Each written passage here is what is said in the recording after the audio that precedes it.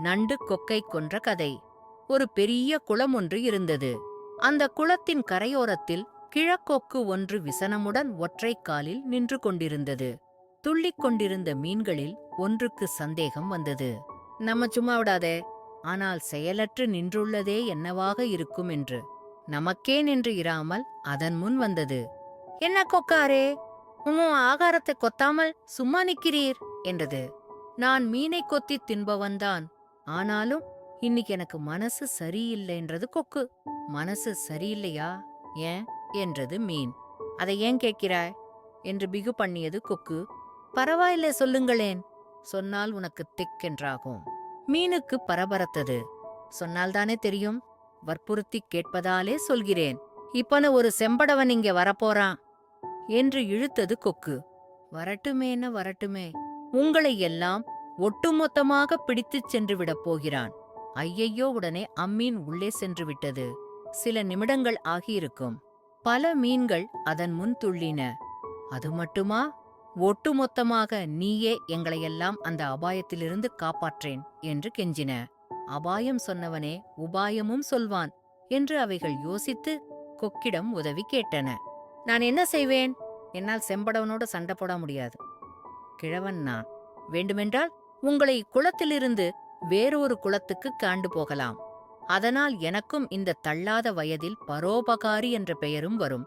நீங்களும் பிழைத்திருப்பீர்கள் என்றது கொக்கு மிகவும் இரக்கம் கசிய. மீன்கள் எல்லாம் தம் உயிரை காப்பாற்றிக் கொள்ள அதன் பேச்சை நம்பின.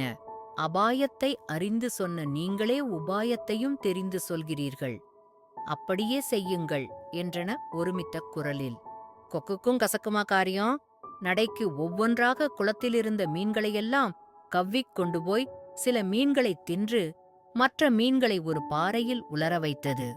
குளத்திலிருந்த நண்டு ஒன்று இதை கவனித்தது. அதற்கும் வேறு குளத்திற்குச் செல்ல உள்ளுக்குள் ஆசை சுரந்தது. ஓ சீவகாகுன்யனே, என்னையும் அவ்விடத்திற்கு கொண்டு போங்கள் என்று கெஞ்சியது. வருங்காலத்தில் எதுவும் வழிய வரும் என்று உள்ளுக்குள் துள்ளிக்கொண்ட கொக்கு நண்டையும் கவ்விக்கொண்டு பறந்தது.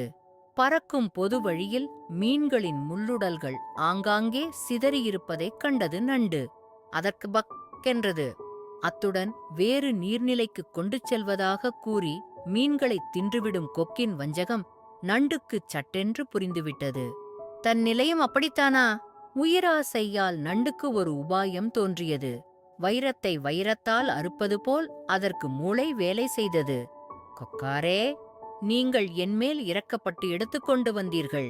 அங்கே என் உறவினர்கள் பலர் இருப்பதால் என்னை மீண்டும் அங்கே காண்டு சென்றால் அவைகளையும் காண்பிப்பேன் என்றது நண்டு. அப்படியா? இன்னும் இருக்கிறதா நண்டுகள்? எனக்கு உறவினர்கள் அதிகம், பல இருக்கின்றன. ஆஹா, அதிர்ஷ்டம் என்றால் இப்படித்தான் வரவேண்டும். நம்பாடு யோகம்தான் என்று மகிழ்ந்த கொக்கு மீண்டும் நண்டை கௌஃபி கொன்று பழைய குளத்தை நோக்கிப் பறந்தது.